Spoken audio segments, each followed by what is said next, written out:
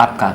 और इस बार का हम पूछ लेते हैं 2025 विधानसभा में कई और पॉलिटिकल पार्टियां हैं, जैसे पुष्पम प्रिया एक नई आई पार्टी लेकर, प्रशांत किशोर नाम जानते होंगे, शिवदीप लांडे अभी बनाए, और भी लोग बनाते रहते हैं, मगर इन तीनों का ये चीज़ें काफ़ी जोड़ कर देखा जाता है। प्रशांत किशोर, शिवदीप लांडे, इन सभी को कैसे देखते हैं? पॉलिटिकल पार्टी बनाकर आ रहे हैं, क्या उन लोगों से चुनौतियाँ मिलेगी? राजद, जदयू जो परंपरागत पार्टी जो 30 साल 40 साल सैकड़ों वर्षों से भी पार्टियाँ चलते आ रही है, तो इसको कैसे थोड़ा सा हमें आप अपने जवाबों में आंसर देंगे? दो ही पार्टी है, दो ही गुट है जो जमीन पे है जी, दो ही गुट है, एनडीए और इंडी अलायंस, एनडीए और महागठबंधन, जो भी एनडीए बोल लीजिए, जो भी बोल लीजिए। बिल्कुल। राजद बहुत बड़ी पार्टी है जी, उसके सपोर्टर्स हैं, मैसिव सपोर्ट है उसको जी, फॉर वट एवर रीजन है, कोर वोटर्स हैं वो, एमवाई जो भी कारण हो, कोर वोटर्स हैं उसके, बहुत सारे लोग उनको वोट करते हैं, सिर्फ एमवाई नहीं है, बहुत सारे लोग और भी लोग वोट करते हैं।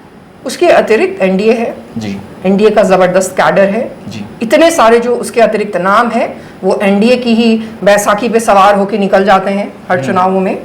जो वोट होता है चंक वो एनडीए का ही होता है, जबरदस्त कैडर की वजह से। यही दो गुट है जो चुनौती है, बाकी ये लोग चुनौती नहीं है। जो 2020 में चुनाव तो आदमी जीतने के लिए लड़ता है ना। प्रशांत किशोर बड़ा दम भर रहे हैं, उन पर कुछ बोलिएगा नहीं? वो भी विदेश अच्छा से कर काम रहे करके हैं, आए हैं। अच्छा ही कर रहे हैं। हम ये जानना चाहते हैं कि उन्होंने विदेश में क्या काम किया, बोलते इस पे पॉलिटिकल काफी इंफॉर्मेशन नहीं है। पॉलिटिकल स्ट्रेटजी और वगैरह बहुत बातें पॉलिटिकल स्ट्रैटेजी तो नहीं काम वो कर पाते होंगे अनफॉर्चुनेटली, क्योंकि विदेशों में जब आप पॉलिटिकल स्ट्रैटेजी पे काम करते हैं तो आपका बहुत तगड़ा प्रोफाइल होता है। जी। हम जानते हैं विदेशी पॉलिटिकल अच्छा, इसी देश में ले लीजिए, वो कई कैंपेनर रहे हैं बड़े बड़े लोगों को, और बड़ी बड़ी बातें करते हैं, और नरेंद्र मोदी जी को वो बनाए हैं। हाँ, बहुत बड़े आदमी हैं, हम लोग छोटे आदमी हैं। नहीं बनाए हैं, अब उनके लोग कहते हैं, मगर हम तो उस नजरिए से देखते हैं कि नरेंद्र मोदी जी उससे पहले 3 बार सीएम का शपथ ले चुके थे। अच्छा, आप ऐसे देखते हैं ना। हाँ। चलिए अब जैसे कि वो ठीक है, आप कैसे देखते हैं प्रशांत किशोर को? बिहार में क्या असर, आप लोगों को चुनौती नहीं मानते हैं? चुनौती तो जीत, मैंने बोला। शिवदीप लांडे एक आईपीएस रिजाइन करके आए हैं, और भी कई अधिकारी पदाधिकारी टीम पॉलिटिक्स ज्वाइन कर रहे हैं और अलग अलग पार्टियों में जा रहे हैं, कैसे देखते हैं? इसमें कोई दिक्कत नहीं है कि आप राजनीति करना चाहते हैं जी, और मोस्ट ऑफ देम जो कर रहे हैं वो बोल वही चीज़ें रहे जो हमने 2020 में बोली थी। जी, तो हमने काफ़ी उनको संभावनाएं दिखाई हैं बिहार में, और वो आ रहे हैं, ये अच्छी चीज़ है। जहाँ तक शिवदीप लांडे जी का सवाल है, मैंने देखा है कि जिस दिन से वो राजनीति में आए लोगों ने काफ़ी हंसा है, बहुत सारे लोगों ने। आप कहते हैं कि लोगों के बारे में मत बात करिए, बट हम आपको एक चीज़ समझाना चाहेंगे कि राजनीति आइसोलेशन में नहीं होती, लोगों के लिए ही राजनीति होती। तो उससे लोगों को कहने पे अपना चीजें नहीं बदलिए। अभी से लोग बोल दिए तो हम मास्क लगा लिए, नहीं, हमने लोगों के लिए मास्क नहीं लगाया है जी, हमने अपने लिए मास्क लगाया है जी, क्योंकि हम चाहते हैं कि आप हमारी बात सुनिए, जी, इसलिए हमने मास्क लगाया है। दूसरी बात यह है कि अगर कोई आईपीएस ऑफिसर जी, अपना जॉब छोड़ के और आ रहा है, वो भी महाराष्ट्र, हमने तो देखा है महाराष्ट्र के लोगों को सिर्फ उतार के बिहारी लोग को मारते हुए ट्रेन से, उसमें एक पढ़ा लिखा आदमी। हमारा पढ़ा लिखा का डेफिनेशन काफी अलग है, बट फिर भी बाकी लॉट में तो पढ़े लिखे वो ये चुनाव में खूब हो हल्ला होगा कि एक महाराष्ट्र का आदमी आए हैं यहाँ वोट मांगने, जो हम लोग को खूब पीटते हैं। वो नहीं पीटते, वो नहीं, महाराष्ट्र तो ये उनकी महानता है जिसमें हल्ला नहीं होना चाहिए, उनको अप्रिशिएट करना चाहिए जी, कि वो बिहार में काम करने के लिए आए हैं, उसकी तारीफ होनी चाहिए। और 243 जो सीट्स हैं, जिसमें ऐसे विधायक लोग होते हैं जो गालों पे नोट चिपका रहे होते हैं लड़कियों के, गाना गा रहे होते हैं महिलाओं के लिए, उसमें अगर एक आईपीएस ऑफिसर को हम एक सीट देंगे तो कोई बहुत बुरा हो जाएगा, ऐसा तो मुझे नजर नहीं। अच्छा मानती हैं प्रशांत किशोर से अच्छा शिवदीप लांडे? उनके पास क्रेडेंशियल्स हैं, वो आईपीएस ऑफिसर हैं, बिहार को सर्व किया है उन्होंने। जी, अब हम अगले सवाल पे आएंगे। बिहार में 25 विधानसभा में कितनी सीटों पर आप लड़ेंगे? आपकी पार्टी आपकी जी। अभी देखिए, हम महायान यात्रा कर रहे हैं पिछले 6 महीने से जी, और उसमें हम बिहार के अलग अलग जगह पे घूम रहे हैं, जा रहे हैं जी, और लोगों से फीडबैक ले रहे हैं जी, जो सिर्फ पार्टी के कार्यकर्ता से फीडबैक नहीं, जनता से भी फीडबैक ले रहे हैं कि किसने कितना काम किया, नहीं किया, क्या समस्याएं हैं जी। और इस सब की बेसिस पे हम अगले 1-2 महीने में एग्जैक्टली कितने नंबर्स होंगे उस पर डिसाइड करेंगे। जैसे घटक दल के साथ जाएंगी या नहीं जाएंगी, ये जैसे प्रशांत किशोर क्लियर कर चुके हैं, कई पार्टी कह चुकी है हम लड़ेंगे घटक दल के साथ, कई पार्टी कह चुकी है हम नहीं लड़ेंगे, तो आपका क्या है प्रोग्राम में? ये सभी इस बात पे डिपेंड करेगा कि जो बड़े दल हैं उनको अगर हमारे कहने के बाद उन्होंने भी अब बदलाव कहना शुरू कर दिया है, लेकिन अगर उनको वाकई बदलाव करना है तो क्या वो प्रोग्राम बनाने के लिए रेडी हैं? अगर वो प्रोग्राम बनाएंगे, कॉमन मिनिमम प्रोग्राम बनाएंगे जिसमें हमारे विजन की बातें होंगी, जिस तरीके मतलब घटक दल के साथ अपने प्रोग्राम के साथ जाने के लिए तैयार हैं हम सीधे, ये आप एग्री करती हैं इस सेंटेंस से? जी, तो ये बातें समझ में आई कि पुष्पम प्रिया घटक दल के साथ जाएंगे। बिहार में क्राइम व्राइम बहुत बढ़ रहा है, मतलब पहले ही से बढ़ रहा है, आपके पास क्या प्रोग्राम है कि क्राइम रुकेगा, क्राइम को लेकर, और आप कैसे देखती हैं? महिला सुरक्षा भी है उसमें, और भी बहुत चीजें हैं। 50% महिलाएं हैं, अपराध 50% महिलाएं हैं जी। महिलाओं की सुरक्षा का प्रॉब्लम हमेशा से बहुत मैसिव रहा है जी। और उसमें कोई कमी नहीं आई है जी, ये हम आपको स्ट्रेट फॉरवर्डली बता देते हैं। उसके बाद जो दूसरी चीज है, स्ट्रॉन्ग लीडर बैठना पड़ेगा वहां पे। No nonsense, no nonsense. Nitish Kumar nonsense है।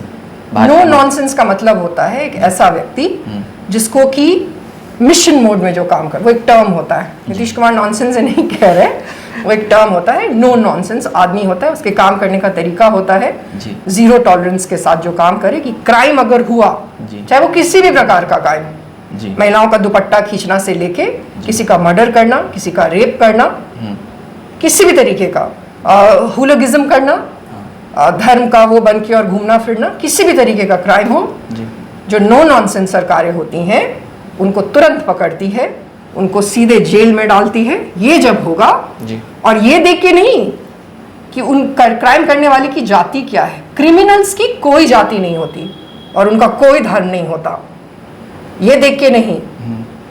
पहलगांव पे क्या कहेंगी, मेरा ध्यान उधर चला गया।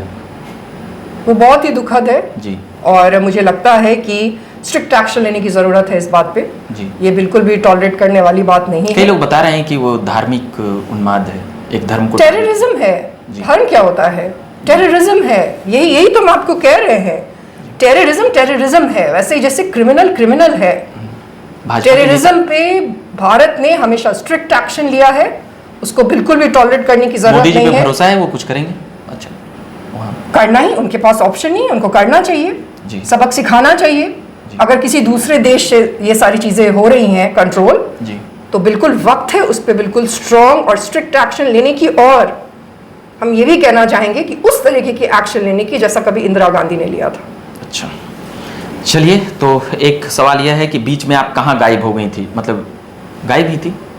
ये सवाल इसलिए है आपसे, पॉलिटिकल पार्टी हैं, बीच में लंबे समय तक नहीं दिखी, या कहीं कहीं आप छुट-फुट दिखी होंगी तो मतलब कभी कभी हम लोग पढ़ लिया किए होंगे सोशल साइट वगैरह पर। 45,000 गांव है, हाँ, तो 45,000 गांव में अगर हम हर गांव जाने का भी प्रण ले ले तो पूरा जीवन तो निकल जाएगा जी। और जो छुटपुट हम आपको नजर आए होंगे, अरे छुटपुट आप लगता है कि नाराज हो गई कि गुस्सा हो गई, हमको खुद ही नहीं पता चलता। अब देखिए, हम कभी गुस्सा नहीं होते। अच्छा, ठीक है, अगर हम बोल रहे हैं, आपसे बात कर रहे हैं तो हम गुस्सा नहीं तो आप यहाँ पे नहीं होते। हम सिर्फ बोल रहे हैं, कन्विक्शन के साथ चीजों को बोल रहे हैं जी।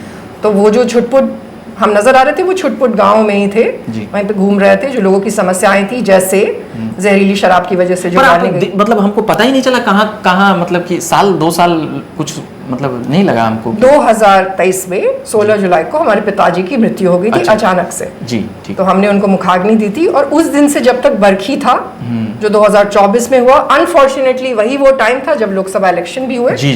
तो उस 1 साल हमने पार्टी से कहा था कि हमें 1 साल चाहिए, वो आप हमें दे दीजिए, और वो हमने लिया था। और उसके बाद पिछले 6 महीने से हमारी महायान यात्रा चल रही है, तो हम छुटपुट गांव में नजर आते हैं। छिटपुट गांव में नजर आते हैं। चलिए, हमने लंबी बातचीत की है, मगर अब अगले बार सारे सवाल जवाब और जो बचे हैं वह करेंगे, और हम लगातार कई लोगों से बात करते रहते हैं और कई लोगों की बातें हम झकास भारत के माध्यम से पहुंचाते रहते हैं। फिलहाल ये पुष्पम प्रिया चौधरी जी हैं, तो फिर से 25 में मुख्यमंत्री बनने का दावा कर रहे हैं। अब 20 में की थी, 25 में क्या समझा जाए? 20 में हमने इसलिए वो दावा किया था, उसका कुछ कारण होगा, लोगों का नजर जाए, अट्रैक्शन थोड़ा चेंज हो, मतलब कि नहीं वो तो गोल है। अच्छा, नजर लाने के लिए क्या करने की जरूरत थी? नजर अगर 25 में नजर अगर जाने के लिए रहता तो और चीजें करनी थी। जदयू में घुस जाते, बिल्कुल सीधे नजर आते। हाँ, एमएलसी विधायक ठीक है ना, बन जाते। क्यों एमएलसी विधायक क्यों? हमारा जैसा क्रेडेंशियल है उसमें हम सांसद बन जाते, नीतीश जी के बगल में रहते, मंत्री बन जाते। आजकल तो नीतीश जी का मंत्री बनने के लिए तो आपको विधायक होने इधर आजकल नीतीश जी का मंत्री बनने के लिए तो आपको विधायक होने की भी जरूरत नहीं, वो बना देते हैं, सीधे भेज देते हैं कि जाइए, बन जाइए। एमएलसी नहीं, राज्यसभा में जाइए। 25 में क्या गोल है मैम, ये ना बताइए।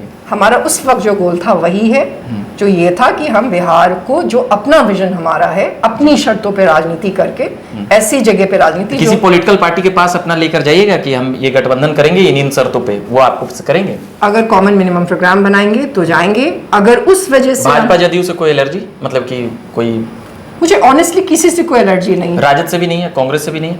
जिसके पास प्रोग्राम पे काम करने का कुव्वत होगा उसके साथ जाएंगे। तो उसमें आप लिखेंगे ना कि मैं मुख्यमंत्री बनूंगी तब हम आएंगे साथ में? मैंने आपको कहा कि मेरा गोल कभी भी सिर्फ मुख्यमंत्री बन जाना नहीं था, उसका एक कारण था जिसकी वजह से मुख्यमंत्री बनना चाहते थे। क्योंकि जब आप मुख्यमंत्री होते हैं तो आपके पास स्टेट का पावर होता है, कैपिटल एस वाले स्टेट का पावर होता है जी। और जो आपने भी कहा था थोड़ी देर पहले कि इन्होंने अपनी मैनिफेस्टो के सारे काम पूरे किए, वो 7-8 काम करने के लिए पावर नहीं होता। जी जी जी। वो कई काम करने के लिए पावर होता है, राज्य को आगे लेके जाने का पावर होता है, जो कि भुला दिया गया है इन लोगों के द्वारा जनता को कि 2-3 चीज दे देंगे मतलब मैनिफेस्टो बन गया जी। तो हम वो उस एम के साथ आए थे, इसलिए आपको कहे थे कि मुख्यमंत्री कैंडिडेट हैं, लेकिन अगर बिहार में हमें प्रोग्राम बनाने के लिए किसी भी भूमिका में चांस मिलेगा तो हम बनाएंगे। इस बार कहाँ से लड़ेंगे विधानसभा? बाकी उसके पूरी लिए- रहेगा या अपना? उसके लिए थोड़ा जल्दी है। हाउएवर हमें काफी कहा गया है ये चीज कि हम अगला थोड़ा टाइम मिथिला पे भी दे। अच्छा। तो हम अभी मिथिला की तरफ कल पढ़ रहे हैं। उत्तर बिहार, दक्षिण बिहार, मिथिला। चलिए, तो हम तमाम बातें कर लिए हैं पुष्पम प्रिया चौधरी जी से। हम अभी सब बार साक्षात्कार समाप्त करना चाहते हैं, पर ऐसा लगता है कि हमारे मन में जो सवाल है हम पूछ ही ले पुष्पम से, तो और हम पूछते रहेंगे। आप झकास भारत देखते रहिए। मेरा नाम रविकांत हुआ, कैमरे के पीछे आदित्य हैं मेरे सहयोगी के तौर पर, और धन्यवाद।